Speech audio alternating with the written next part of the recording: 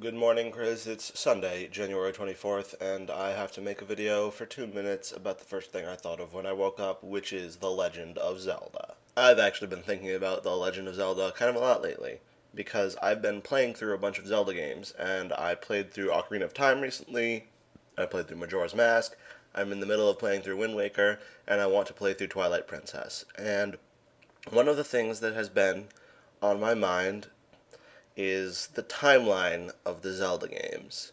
And the reason that's been on my mind is because that used to be something that I thought about a bit. Not a lot, but a bit. And I've since come to the conclusion that there cannot possibly be a coherent timeline of the Legend of Zelda games. And I think I'm at peace with that.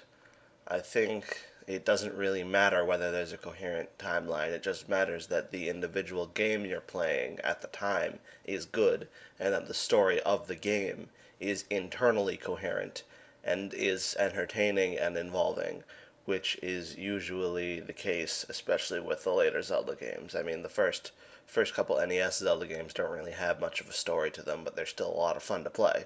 Another thing is something that I think you and I agree on, but I think most of the rest of the world disagrees, is that Majora's Mask is a better game than Ocarina of Time.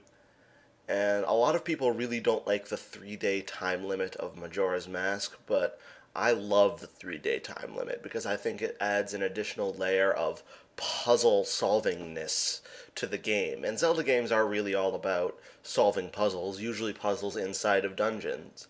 But the Majora's Mask 3-day time limit makes the entire game into a puzzle, where you know that at the end of the 3 days, you have to, if you've never played Majora's Mask, the entire span of the game takes place over the course of 3 days, which you have to relive over and over and over, sort of like Groundhog Day.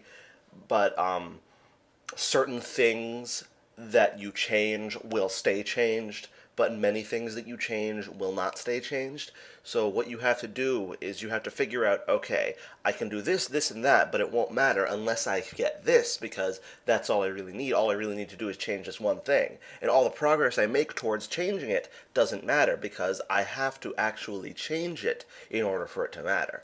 So you have to figure out what you can and cannot do in those 3 days. So you always have to be mindful of what you're doing. And it adds a sort of rhythm to the game that I'm probably not being coherent, because if you've never played Majora's Mask, then you don't know what I'm talking about.